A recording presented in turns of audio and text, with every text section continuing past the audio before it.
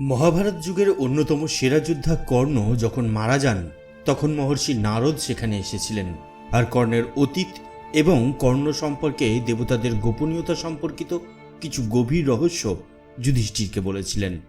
যুধিষ্ঠিরকে তিনি কি বলেছিলেন এইসব জানতে এই আকর্ষণীয় ভিডিওটির শেষ পর্যন্ত দেখুন এবং যদি ভিডিওটি ভালো লাগে তাহলে একটা লাইক করুন এবং চ্যানেলটি সাবস্ক্রাইব করুন। তাহলে চলুন শুরু করি আজকের ভিডিও। মহাভারতের শান্তি পর্বের অধ্যায় 1 এবং 2 অনুসারে অনেক মহান ব্রহ্ম ঋষি এবং সিদ্ধ মহাত্মারা ধর্মপুত্র রাজা যুধিষ্ঠিরের কাছে এসেছিলেন, যিনি কুরুক্ষেত্র যুদ্ধে মৃতদের জন্য জল নিবেদন করার পরে বসেছিলেন। শ্রীকৃষ্ণ, দ্বৈপায়ন বেদব্যাস, মহর্ষি নারদ, মহর্ষি দেবল এবং তার শ্রেষ্ঠ শিষ্যরাও সেখানে আসেন। মহর্ষি নারদ ধর্মপুত্র যুধিষ্ঠিরকে বললেন, মহারাজ, আপনি আপনার পেশিশক্তি, ভগবান শ্রীকৃষ্ণের কৃপা এবং ধর্মের প্রভাবে এই সমগ্র পৃথিবী জয় করেছেন। এখন আপনি কি ক্ষত্রিয় ধর্ম পালন করতে প্রস্তুত হয়ে সুখী হয়েছেন? এই রাজ্যলক্ষ্মী পেয়ে আপনি কোনো শোকে ডুবে নেই তো? যুধিষ্ঠির বললেন, আমার অন্তরে এটাই বড় দুঃখ যে আমার লোভের কারণে আমি আমার আত্মীয়দের বিশাল সংহার করে ফেলেছি। মহর্ষি নারদ, এই দ্বিতীয় কথা যা আমি আপনাকে বলছি তা আমাকে আরো দুঃখিত করে তুলেছে। আমার মা কুন্তী আমার কাছে কর্ণের জন্মের রহস্য লুকিয়ে রেখে আমাকে বড় দুঃখে ফেলেছেন। আমি অজ্ঞাতসারে রাজ্য পাওয়ার লোভে ভাইয়ের হাতে ভাইকে বধ করিয়ে দিয়েছি, আর এই বিষয়ের চিন্তা আমার সারা অঙ্গকে জ্বালিয়ে পুড়িয়ে দিচ্ছে। আমি, ভীমসেন, সহদেব এবং নকুল এই বিষয়ে কিছুই জানতাম না, কিন্তু কর্ণ জানত যে আমরা তার ভাই হই।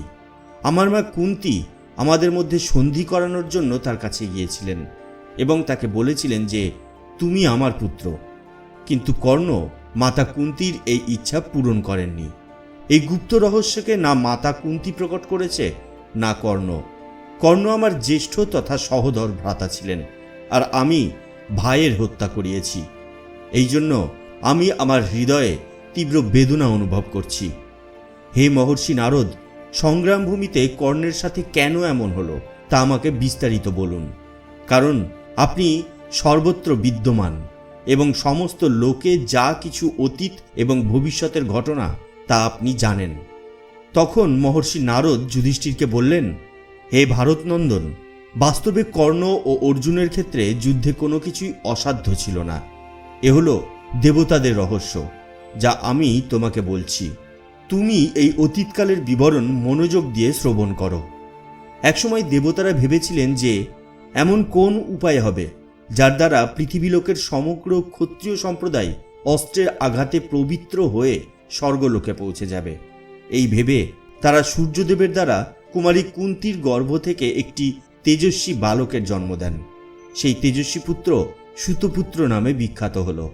ভীমসেনের শক্তি, অর্জুনের ফুর্তি, আপনার বুদ্ধি, নকুল ও সহদেবের নম্রতা, গান্ডীবধারী অর্জুনের শ্রীকৃষ্ণের সাথে তাদের বাল্যাবস্থা থেকে বন্ধুত্ব দেখে চিন্তামগ্ন হয়ে মনে মনে তিনি জ্বলতে থাকেন।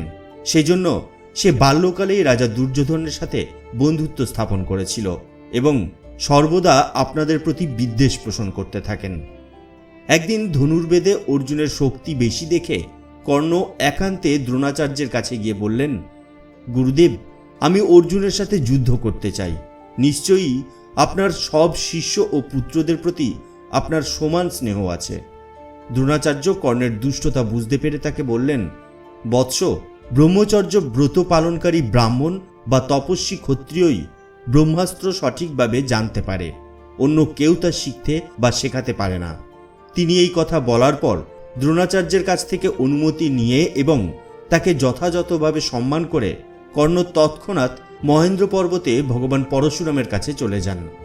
কর্ণ ভগবান পরশুরামের কাছে গিয়ে মাথা নত করে নমস্কার করে বললেন, আমি ভৃগু বংশের একজন ব্রাহ্মণ। ভৃগুবংশীয় পরশুরাম তাকে শিষ্যরূপে গ্রহণ করে বললেন, বৎস, তুমি এখানেই থাকো, তোমাকে স্বাগতম। সেই পর্বতে কর্ণ মহান ভৃগু ভগবান পরশুরামের কাছ থেকে ধনুর্বিদ্যা শিখে তা অনুশীলন করা শুরু করেন। একসময় বেদপাঠী এক ব্রাহ্মণের ওম ধেনু গাভী সেখানে আসে। তিনি অজান্তেই গাভীটিকে শিকারী প্রাণী ভেবে হত্যা করে ফেলেন।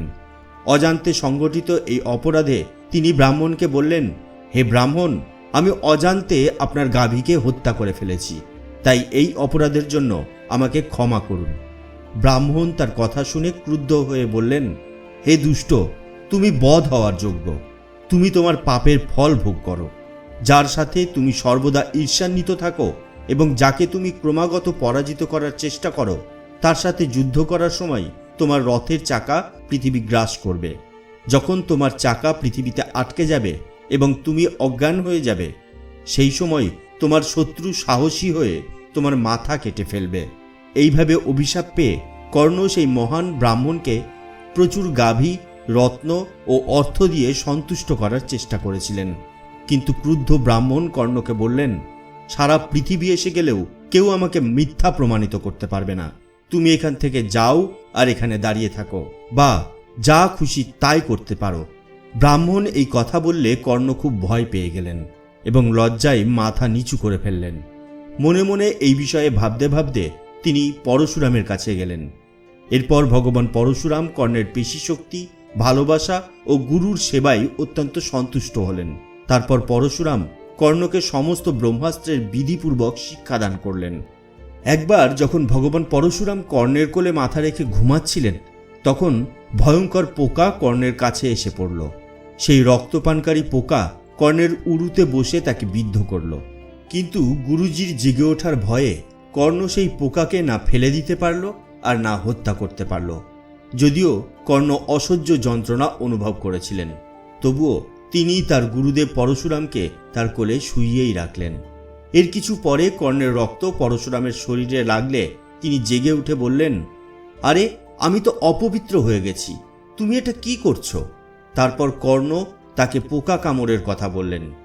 সেই পোকাটি আসলে ভৃগু ঋষি দ্বারা অভিশপ্ত একটি রাক্ষস ছিল, যার অভিশাপের শেষ শুধুমাত্র পরশুরামের দ্বারাই হতে পারত। এরপর পরশুরাম ক্রুদ্ধ হয়ে কর্ণকে বললেন, হে মূর্খ, একজন ব্রাহ্মণ কখনো এত ভারী দুঃখ সহ্য করতে পারে না। তোমার ধৈর্য একজন ক্ষত্রিয়র মতো। তুমি স্বেচ্ছায় সত্য বলো, তুমি কে? তারপর কর্ণ নিজের সম্পর্কে সবকিছু গুরু পরশুরামকে খুলে বললেন। আমি অস্ত্রের লোভে এই কাজ করেছি, আমার প্রতি দয়া করুন। এই কথা শুনে পরশুরাম ক্রোধান্বিত হয়ে তাকে বললেন, মূর্খ, ব্রহ্মাস্ত্রের লোভে তুমি আমাকে মিথ্যা বলে আমাকে প্রতারণা করেছ। অতএব যতক্ষণ তোমার সমতুল্য যোদ্ধার সঙ্গে তোমার যুদ্ধ না হয় এবং তোমার মৃত্যুর সময় নিকটবর্তী না আসে, ততক্ষণ তুমি এই ব্রহ্মাস্ত্রকে স্মরণে রাখতে পারবে। এখন তুমি এখান থেকে চলে যাও। তোমার মতো মিথ্যাবাদীর জন্য এখানে কোনো স্থান হবে না। কিন্তু আমার আশীর্বাদে কোনো সাধারণ ক্ষত্রিয় যুদ্ধে তোমার সমানতা করতে পারবে না। পরশুরাম একথা বললে কর্ণ তাকে শ্রদ্ধাভরে প্রণাম করে সেখান থেকে ফিরে আসেন এবং তখন মহর্ষি নারদ বললেন, এই দুটি প্রধান কারণ ছিল যার কারণে যুদ্ধক্ষেত্রে অজেয় কর্ণ এই অবস্থায় ছিলেন। জয় শ্রীকৃষ্ণ। আজকের ভিডিও ব্যাস এ পর্যন্তই। আমাদের আজকের ভিডিও আপনার কেমন লাগলো সেটা নিচের কমেন্ট বক্সে কমেন্টস করে জানিয়ে দিন। আর আমাদের ভিডিও যদি আপনার ভালো লেগে থাকে তাহলে একটা লাইক করুন আর শেয়ার করে ছড়িয়ে দিন সবার মধ্যে। তাহলে দেখা হবে পরবর্তী ভিডিওতে। তার আগে অবশ্যই ভালো থাকবেন, সুস্থ থাকবেন। ধন্যবাদ।